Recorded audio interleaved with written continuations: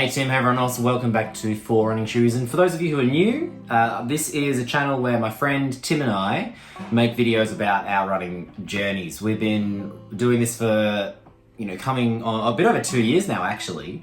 And kind of the original goal of this channel was my goal anyway, was to track the progress, to run a marathon. I wanted this to be a way to inspire me and keep me accountable really. And that's still in the works.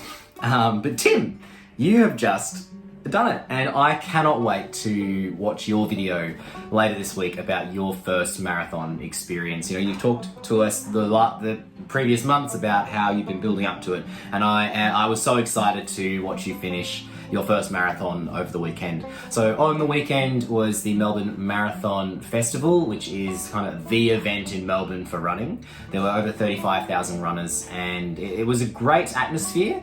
It was a good time. I'm really pleased that I was involved. I was, at the start of the year, I was planning on running the marathon. That was going to be my first marathon, but due to injury a few months back, I had runner's knee. It kind of stopped me training for 2 months, and then I had to work back to gain back my fitness. I only ran a half marathon a couple of weeks ago, and that was the first time I've done that since like May. So having the injury just really pushed my marathon back.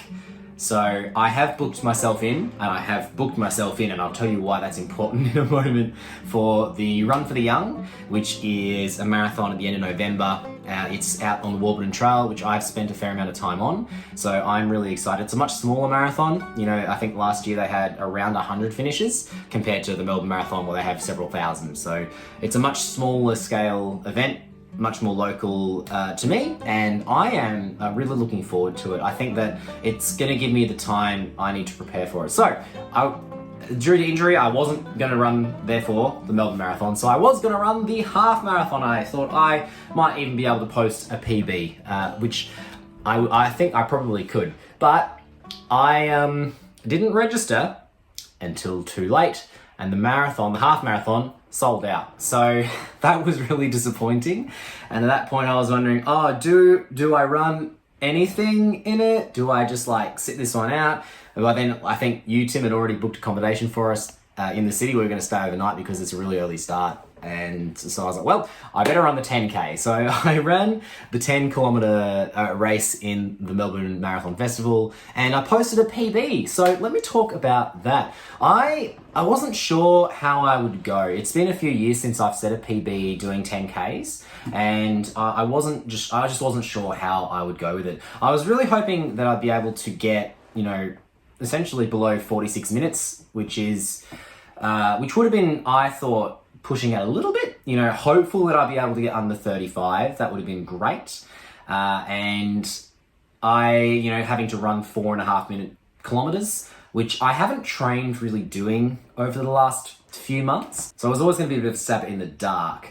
It was a really perfect morning. The conditions were awesome. It was cool. It was still, and just it started at 7:30 a.m., which is just a great time, just temperature wise, and it was just perfect conditions to be setting a PB for, I think. So I was feeling good. I managed to get myself up fairly close to the front of the pack for the start, and so I was able to run at a fair pace from the beginning, and I was kind of up with runners who I think were at a similar level of fitness to me, and it was good. I started running, the first 3 or 4 kilometers I ran around 4-minute 15-second pacing, which was quite a bit faster than I was planning to run, which was that 4.5-minute pacing, but it felt good. So I continued, and it was beautiful running through the streets of Melbourne. I haven't run this course before. Last year I ran the half marathon, which starts the same until you turn into the botanical gardens. It was a nice run. It was, for 10 kilometers, it was nice. You saw quite a few parts of Melbourne still. It was nice running through the gardens, and it's always, beautiful finishing where the finish line was, the MCG. Around the 7-kilometer mark, I started feeling like I was really working hard. My heart rate was hitting, 200 beats a minute, so I was working. But I was still kind of trying to keep it below that 4.5 minute pacing. I know that I had kind of gained some ground on my goal time, and I didn't want to lose any of that by slowing it down below that 4.5 minute pacing. And so it was a real push. You know, there are a few gentle inclines. They're not like big hills by any stretch of the imagination. The marathon I'll be running later in the year has much steeper inclines for much longer periods of time.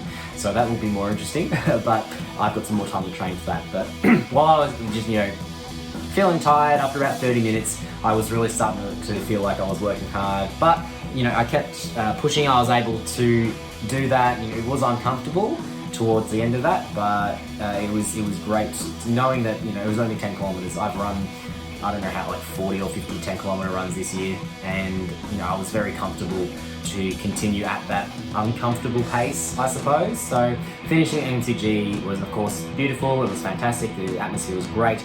It filled out a little more with the crowd towards the end of your race, Tim, but so it was still a little light, but it was great to have my wife and your wife, Tim, there, who were able to see me come through, and that was just really nice. And I finished with a time of 44 minutes and 35 seconds, which I was really surprised by. It was a PB.